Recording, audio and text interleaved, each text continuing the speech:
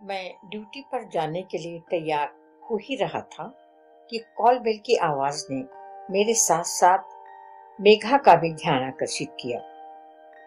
मेघा ने दरवाजा खोला।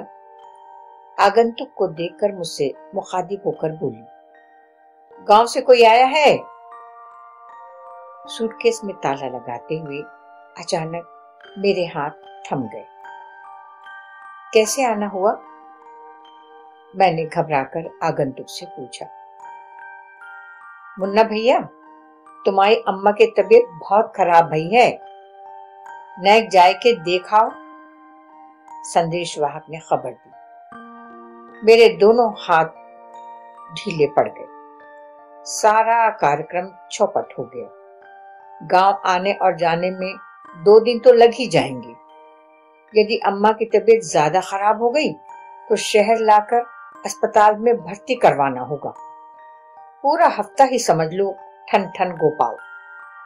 टीसी की नौकरी करते हुए पिछले 10 सालों में इतना तो तजुर्बा हो ही गया था कि किस ट्रेन पर ड्यूटी करने से चाय पानी का खर्च निकल जाएगा और किस ट्रेन की ड्यूटी न करने पे लक्ष्मी नाराज न होगी। मैं आज की ट्रेन को कतई नहीं छोड़ना चाहता था। आज ही बीमार होना था अम्मा को। मन खींच उठा। बे तो 7 दिनों से बीमार पड़ी हैं। तुम्हें तो पता है गांव में कोई डॉक्टर नहीं आवत। पहले तो बाबूजी ने सोची कि उन्हें ट्रैक्टर में डाल के आगरा ले जाएं, मगर अम्मा की हालत ऐसी नहीं हती जैसे बाबू ने हिम्मत हार दी। पर सरपंच के लला के का कहे मुन्ना भैया तुमसे, इतो दिले कि फटफटिया पे खुद बैठो, अम्माए गोद में ले लो, शहर में जाए के डॉक्टर के दिखाओ, फिर सही सलामत घरे ले आओ। सुनकर मेरा पुत्रत्व बुरी तरह से आहत हो गया। धिक्कार है तुझ जैसे बेटे पर, कुछ तो शर्म कर। 60 वर्षीय अम्मा की खिदमत गैर कर रहा है, मगर पेट का जाया बेटा चांदी काटने में लगा हुआ है। थू है ऐसे पैसे पर जो रिश्ते नातों के फर्श के बीच स्वार्थ की दीवार खड़ी कर दे। विचारों के तार टूटे। मुन्ना भैया, तुम तो पहले पहुंचो गांव। अम्मा के दवा लेके और कछु सौदा पत्ता लेके हम सूरज डूबे से पहले गांव में पहुंच जाएंगे। ठीक है, मेरा बेदिली से दिया गया छोटा सा जवाब सुनकर आगंतुक एक क्षण के लिए रुककर मेरी ओर ऐसे देखने लगा मानो मुझसे पूछ रहा हो, चौ मुन्ना भैया, का अम्मा की बीमारी की खबर सुने के तुम्हें दुख न भयो? का शहर में आए के तुम पत्थर के हो गए हो का? मेघा ने मेरी ड्यूटी कैंसिल होने पर आसमान सर पर उठा लिया। दूध टपक रहा होगा मैया का। बीमारी का बहाना बनाकर बुढ़िया तुमको कई बार गांव बुला चुकी है। ये नहीं कि बेटे को पूरी ड्यूटी ही करने दे। आखिर उनकी दवा दारू कपड़े लत्ते खाने पीने का खर्च तो हमें ही उठाना पड़ता है ना। मैं जानता था मेरे गांव जाने की सूचना मात्र से ही रेखा का आधा छटा खून जल जाता है। अम्मा के प्रति मेरा अनुराग उसे फूटी आंख न सुहाता। 4 साल पहले अम्मा बाबू की वृद्धावस्था की दुहाई देकर मुझे झांसी से आगरा तबादला करवाने के लिए विवश किया था मेघा ने। परंतु आगरा पहुंचते ही तिरिया चरित्र दिखलाने लगी। अपने मायके के पास ही 2 मंजिला मकान खरीद लिया। रेखा के तीखे, तेज और कड़वे व्यवहार के कारण मैं ही अम्मा बाबू को गांव से आगरा लाने का साहस न कर पाया। अम्मा ने कभी भी न तो मेघा के बर्ताव का शिकवा किया, न ही बेटे का फर्ज न निभा सकने पर मुझसे गिला किया। उल्टे मेघा को हमेशा दूधो नहाओ, पूतो फलो और अखंड सौभाग्यवती भवा का आशीर्वाद देते न आघाते।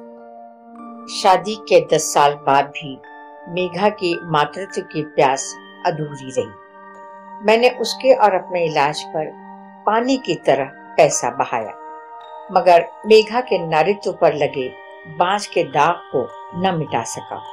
हार कर मेघा ने अपने ही छोटे भाई के 2 बच्चे, एक लड़का और एक लड़की को कानूनन गोद लेने के लिए मुझे मजबूर कर दिया। उनकी जरूरतें, खिलौने, कपड़े, मिशन स्कूल की फीस पर मेरी आधी से ज्यादा तनख्वाह खर्च हो जाती, लेकिन कभी भी मैं अम्मा बाबू के लिए 1 किलो मौसम के फल और कोई टॉनिक लेकर गांव जाता तो मेघा के सीने पर सांप लूट जाता। तानों के तीखे तीर चला चला कर मेरे स्नेह और अनुराग को जख्मी करना अपना पत्नी धर्म समझती। अभी मैं गांव जाने के लिए कपड़े बदल ही रहा था कि पुनः कॉल बेल बज उठी। अब कौन आ मरा? मेघा बड़बड़ाई। मुन्ना भैया, अम्मा की तबीयत फिर से बहुत बिगड़ गई है। बाबूजी ने कही है कि तुम्हें संगे लेके वापस गांव चले आएं। दूसरे संदेश वाहक ने सूचना दी। ठीक है, मैं अभी आपके साथ चलता हूँ। हड़बड़ी में उल्टा मोजा पहन लिया मैंने। संदेश वाहक को स्कूटर के पीछे बिठलाकर फर्राटे से मैं आगरा की भीड़ भरी सड़क का सीना चीरने लगा। रेलवे क्रॉसिंग के बाद कच्ची सड़क के दोनों किनारों पर सरसों के पीले पीले खेत, रहट और दूर तक फैले गन्ने के खेतों के बीच की पगडंडी से गुजरते हुए दिमाग तेजी से सोचने लगा। अम्मा कहीं सचमुच में तो बहुत बीमार नहीं? सूखा पत्ता है, न जाने कब जिंदगी की टहनी से टूटकर गिर जाए। अगर ऐसा कुछ हुआ भी तो मैं मारा जाऊंगा। तीनों बड़े भाई तो सैकड़ों किलोमीटर दूरी पर रहते हैं। फोन भी किया तो 2 दिन के बाद ही पहुंच पाएंगे। तब तक क्या बाबूजी मिट्टी को यूं ही पड़ा रहने देंगे? जल्दी अग्निदाह करके आत्मा को शांति पहुंचाने की दलीलें दे देकर मेरे कान पका देंगे। मैंने परसों ही दिल्ली में बाल डाई करवाकर सेट भी करवाए हैं। पूरे 500 रुपए खर्च हो गए। अम्मा चल बसी तो सिर मुंडवाना पड़ेगा। फूल सिराने संगम पर भी जाना होगा। पूजा, पंडे, दान, दक्षिणा सारा खर्च मुझे अपनी गांठ से करना होगा। बुढ़ापे में बाबूजी से खर्च के लिए पैसे मांगते हुए जबान को लगवा नहीं मार जाएगा क्या? ऊपर से सिर के बाल जब तक 1-1 इंच नहीं हो जाए, ड्यूटी पर जाते हुए कैसा अटपटा सा लगेगा। कहाँ काले घने घुंघराले एकदम फिल्मी हीरो की तरह जमे बालों के बीच मेरा भरा भरा सजीला चेहरा, कहाँ वो घुटा हुआ सिर, उदास मुरझाया हुआ, सबकी शाब्दिक हमदर्दी झेलता हुआ चेहरा। ये बुढ़े बुढ़िया समझते ही नहीं। आगरा से 40 किलोमीटर दूरी पर बसे गांव की सरहद पर आ गया। गांव के अधनंगे धूल धुरसित बच्चे स्कूटर की आवाज सुनकर खेलना छोड़कर हमारे पीछे पीछे दौड़ने लगे। स्कूटर पर लगे ब्रेक ने मेरे पुश्तैनी मकान के सामने उमड़ आई भीड़ का ध्यान आकर्षित किया। किसी अनहोनी की आशंका से दिल बैठ सा गया मेरा। मुन्ना भैया आए गए, मुन्ना भैया आए गए। गांव वालों की आवाज का रेला मेरे कानों में घुस गया। बाबूजी की सफेद पलकें मुझे देखते ही डबडबा गई। लल्ला, अपने अम्मा को बचा ले बेटा, कुछ भी कर, कैसे भी कर, पर इनको बचा ले। इन्होंने तुम लोगों के खातिर बहुत दुख सहे हैं बेटा। अब जरा सुख के दिन आए तो। कहते हुए बाबूजी कमजोर दीवार की तरह मेरी बाहों में निर्जीव से ढह गए। बाबूजी का करुण रुदन उपस्थित गांव के लोगों की पलकें भिगा गया। अम्मा जीवित है जानकर बहुत ही राहत मिली मुझे। सरपंच काका ने दवाई की पुड़िया मेरे हाथ में थमाते हुए कहा, डॉक्टर बाबू एक खुराक दवा दे चुके हैं, दूसरी पुड़िया रात को दूध के साथ देने को कहा है। उन्होंने बतलाया कि अम्मा दवा खाकर रात भर आराम से सोएंगी, सुबह तक वो बिल्कुल ठीक हो जाएंगी। सुनकर बाबूजी कुछ संयत हुए। कपकपाते हुए हाथों से ठंडे पानी की पट्टियां अम्मा के माथे पर रखने लगे। मैं थका हुआ था, ड्यूटी पर न जा सकने की खीज भी हो रही थी। रात गहराते नींद का झोंका आने लगा और मैं अम्मा की चारपाई के सिरहाने पड़ी आराम कुर्सी पर बैठे बैठे ही सो गया। अरे मुन्ना, तू कब आयो? अम्मा की ठंडी हथेली ने माथे को छूकर उषा की पहली किरण के साथ मुझे जगा दिया। कल शाम को आया था अम्मा, तुम्हारी तबीयत ज्यादा खराब हो गई थी तो बाबूजी ने संदेशा भिजवाकर मुझे बुलवाया था। अम्मा की धुंधलाई आंखों में चमक उभर आई और झुर्रियों भरे चेहरे पर हल्की सी मुस्कान तैर गई। तेरे बाबूजी तो यूं ही परेशान हो जाते हैं, जरा सा बुखार ही तो आया था, देखो तो अब बिल्कुल ठीक हो गया। अम्मा ने अपनी हथेली मेरे हाथ पर रख दी। मैं हक्का बक्का सा रह गया अम्मा की सादगी और भोलेपन पे। इतनी हड़कंप मच गई यहाँ, पूरा गांव आंगन में इकट्ठा हो गया। अम्मा को बाहों में उठाकर अस्पताल ले जाया गया, लेकिन इन्हें कुछ भी याद नहीं। मेघा सुनेगी तो कितने उलाहने देगी। जरा सा बदन तपा नहीं कि बस छोटा बेटा अर्दली में तैनात हो जाए, नौकरी छोड़े, घर बार छोड़े, पर इनकी जरूरतें पूरी करना भी तो सूरज के उगने की तरह जरूरी है, नहीं तो दुनिया श्रमण भक्ति का इतिहास भूल नहीं जाएगी क्या? अच्छा अम्मा, अब चलता हूँ, ड्यूटी पर भी जाना है। मेघा रास्ता देख रही होगी। जा मुन्ना जा, भगवान तुझे सुखी रखे, अच्छा स्वास्थ्य दे।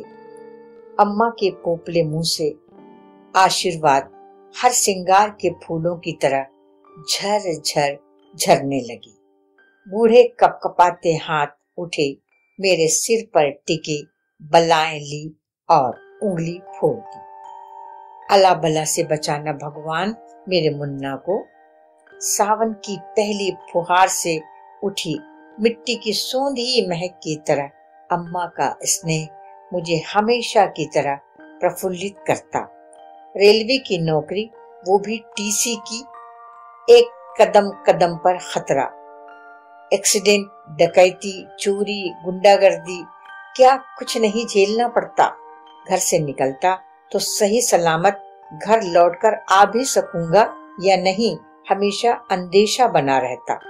सिर्फ अम्मा की दुआओं की बदौलत अभी तक निश्चिंत बेदाग नौकरी करता रहा, परंतु मन का चोर छिपा नहीं सका।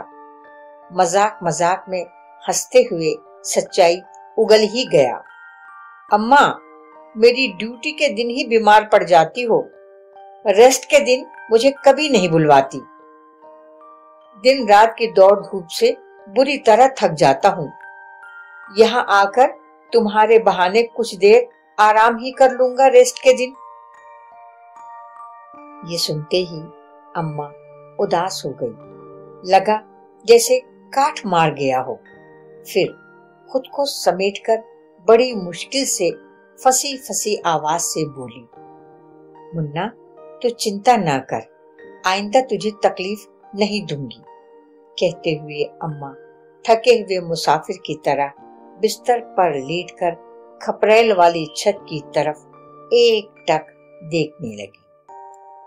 मजाक में सच्ची बात कहकर मैंने ये तो अप्रत्यक्ष रूप से जतला ही दिया कि अम्मा अब मेरे रेस्ट के दिनों की हकदार रह गई है। मैं स्कूटर से वापस आगरा चला आया, लेकिन यादों का तूफान वर्तमान से अतीत में ले जाने के लिए अम्मा के पास छोड़ आया। अम्मा, मैं आज स्कूल नहीं जाऊंगा। अम्मा की पीठ के पीछे से गले में बाहें डालकर पैर पटकते हुए अम्मा ठुनका। क्यों, मास्टर जी मारे का? गाय के लिए सानी मिलाती हुई अम्मा ने हंसते हुए चुटकी ली। नहीं, ये बात नहीं, मुन्ना ने लजाते हुए जवाब दिया। तो फिर क्या बात है?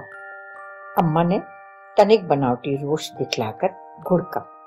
अम्मा, वो मुझे स्कूल में बोबो पीने को नहीं मिलता। ओहो, मुन्ना के स्कूल में अम्मा का दूध नहीं मिला, जहाँ से स्कूल नहीं जा रहा हो। चुप बदमाश। और अम्मा ने गंदे हाथों से मुन्ना को खींचकर सीने से लगा लिया। ममता की धार फूट पड़ती। मुन्ना आंखें मूंदकर अभी पैदा हुए बच्चे की तरह चुकुर चुकुर दूध पीने लगता। छक जाता तो अम्मा लंबा घूंघट काटकर मुन्ना को बरगद के नीचे चौपाल पर चलाई जा रही खुली पाठशाला की पहली जमात में बिठला आती। खाने की छुट्टी के बाद गणित का सवाल हल करने के बाद मुन्ना सहपाठियों के साथ हैंडपंप की तरफ पानी पीने के लिए दौड़ता हुआ भागने लगता। नीम के नीचे अम्मा को बैठा पाता। ममता की अनुरागमयी प्यास का चुंबकीय आकर्षण मुन्ना को अम्मा के पास खींच लाता। अम्मा उसे गोद में लिटाकर आंचल में पूरी तरह ढक लेती। दूर खड़े मास्टर साहब मंत्र मुग्ध से इस अलौकिक दृश्य को देखकर गदगद हो जाते। अम्मा, तुम पूरी मलाई हर दिन मुन्ना को खिला देती हो, मंझले ने शिकायत की थी। अरे खाने दी बेटा, कमजोर है, कुछ मलाई घी खाएगा तभी तो शरीर मजबूत बनेगा ना, अम्मा ने दुलार से मंझले को समझाया। हाँ हाँ, क्यों नहीं बनेगा शरीर मजबूत? गांव भर के लड़कों से छुट्टा सांड की तरह लड़ने के लिए पहलवान जो बनाना चाहती हो उसे। मंझले आंगन में थाली पटक कर बड़बड़ाता हुआ अमराई की तरफ चल देता।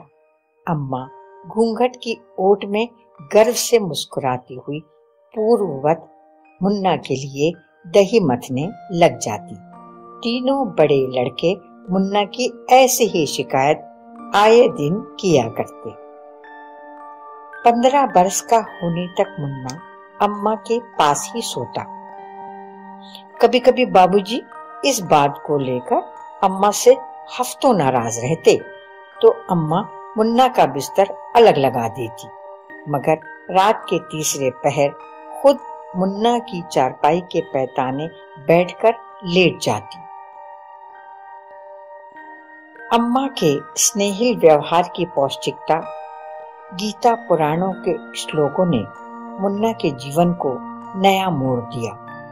दाढ़ी मूछ फूटते ही 18 साल में ही रेलवे की नौकरी और 20 साल में शादी। अम्मा, अम्मा मुझे उल्टी सी लग रही है। अम्मा, अम्मा मुझे उल्टी सी लग रही है। 16वें वर्ष की दहलीज पर खड़ा मुन्ना बुखार से बुरी तरह तप रहा था। गोरा चिट्टा, घने घुंघराले बाल, चौड़ा कंधा, सुडौल शरीर। कहीं किसी चुड़ैल की नजर तो नहीं लगी? किसी कलमुही ने जादू टूना तो नहीं कर दिया मेरे लाल पर? नजर उतारकर नींबू, लाल मिर्ची चौराहे पर आटे का घेरा बनाकर रख आई थी अम्मा। 15 दिनों तक बुखार कम नहीं हुआ तो 21 दिन तक गांव के बाहर शमशान के पास वाली काली मंदिर में आधी रात को दिया जलाने की कठिन मन्नत मांग ली थी अम्मा ने मुन्ना के लिए। जलते हुए दीपक को हवा से बुझने से बचाने के लिए हथेली की आड़ लेकर डरते डरते मंदिर की तरफ बढ़ ही रही थी कि कोतवाल और कुछ गांव वालों ने घेर लिया उन्हें। चौरी चुड़ैल रोज रात में मुर्दा जलाई भी जाती है मरकटिया में। का कह रहे भैया, हम तो अपने मुन्ना की तबीयत की मनौती पूरी करबे के लिए काली मंदिर में रोज आधी रात को दिया जलाए भी जाते थे। पंडिताइन की कातर आवाज पहचान गया कोतवाल। इशारे से गांव वालों को जाने के लिए कहकर खुद झुककर अम्मा से माफी मांगने लगा। अम्मा सिर से पैर तक कांप गई थी। अंधेरी रात को तेज हवा की कलेजा चीरने वाली आवाज को अनसुना करके थरथराते दीपक की लौ को हथेली की ओट में बचाते हुए अम्मा लड़खड़ाते हुए घर पहुंची थी। मुन्ना तीसरे दिन से कुछ ठीक होने लगा तो अम्मा की आंखों में काली मैया के प्रति अपूर्व श्रद्धा छलकने लगी। छाती जुड़ा गई थी अम्मा की। गांव भर को प्रसाद बांटा था कथा करवाकर। गांव से वापस आकर पूरे 2 महीने मैं मेघा और उसके भाई के दोनों गोद लिए हुए बच्चों के साथ व्यस्त रहा। दिसंबर की हल्की धूप में रेस्ट के दिन हम सब छत पर बैठे थे कि कॉल बेल बज उठी। मेघा ने एक खास अंदाज से मुंह बिचकाया और हाथ मटकाकर बोली, जाओ देखो कौन आया है। दरवाजा खोलते ही अजमेर वाले डॉक्टर भैया को बौखलाया हुआ सामने पाया। मुन्ना, मुन्ना चल, जल्दी गांव चल। क्यों, क्या हुआ? अम्मा याद कर रही है। 1 चम्मच गंगा जल। शब्द गले में अटक गए। कुछ कहने की जरूरत ही नहीं रही। सारा दृश्य आंखों में उतर आया। मेघा को बिना बतलाए ही मैं बड़े भैया के साथ गांव की ओर चल पड़ा। अगर बतला देता तो भी वो दोनों बच्चों के खाने पीने और सोने का ठीक से इंतजाम गांव में नहीं हो पाएगा कहकर खुद भी नहीं जाती और न ही मुझे जाने देती। अम्मा बाबू के प्रति शुरू से ही उसके मन में कोई लगाव नहीं देखा था मैंने। रास्ते में बड़े भैया ने बतलाया, अम्मा की तबीयत बहुत ही बिगड़ गई। तब कहीं जाकर बाबूजी ने सभी बेटों को बुलवा लिया। बस मुझे ही खबर न देने की सौगंध अम्मा ने दिलवाई थी, इसलिए मन मारकर रह गए। बेहोशी तारी होने से कुछ देर पहले अम्मा ने बाबू की हथेली थामकर कहा था, अब बुलवा लो मुन्ना को। सुनकर मैं भीतर तक दरक गया। पश्चाताप के आंसुओं से भरी आंखों ने दृष्टिहीन बना दिया। सचमुच मैं दृष्टिहीन ही तो रहा। अम्मा ने मेरी नौकरी, मेरी सेहत और औलाद के लिए अनगिनत उपवास किए, कितनी बार मनौतियां मांगी, मगर मुझे कानों कान तक खबर नहीं होने दी। गांव पहुंचा तो गांव में पहले ही की तरह लोगों को चुपचाप आंगन में बैठा पाया। मैं स्कूटर से उतरकर बेतहाशा भागते हुए अम्मा की चारपाई तक पहुंचा। तीनों भाई, भाभियां, बच्चे, गांव के बुजुर्ग सब चारपाई को घेरे खड़े थे। अम्मा, मैंने भाव विवल होकर पुकारा। अचेत पड़ी अम्मा के कानों में जैसे हजारों जल तरंग बज उठे। मुन्ना, आ गया बेटा। ओपले मुंह से अस्फुट स्वर निकला। अम्मा ने सिर पर हाथ रखने के लिए हाथ उठाने का प्रयास किया, मगर उठा नहीं सकी। मैंने रोते हुए उनका हाथ उठाकर अपने सिर पर रखना चाहा, मगर दूसरे ही पल हाथ फिसलकर मेरे कंधे पर आकर ठहर गया। अम्मा! दर्दनाक चीख उभरी और वातावरण सिसकियों में डूब गया। यूं लगा जैसे अम्मा खुली आंखों से मुझसे कह रही है, मुन्ना देख, देख मुन्ना, मैंने अपनी मौत के लिए तेरे रेस्ट का दिन ही मांगा। तेरी कमाई का कोई नुकसान नहीं किया, कोई नुकसान नहीं किया मेरे बेटे, कोई नुकसान नहीं किया। और अंतिम बार मैं अम्मा के सीने से लगकर बुक्का फाड़कर रो पड़ा।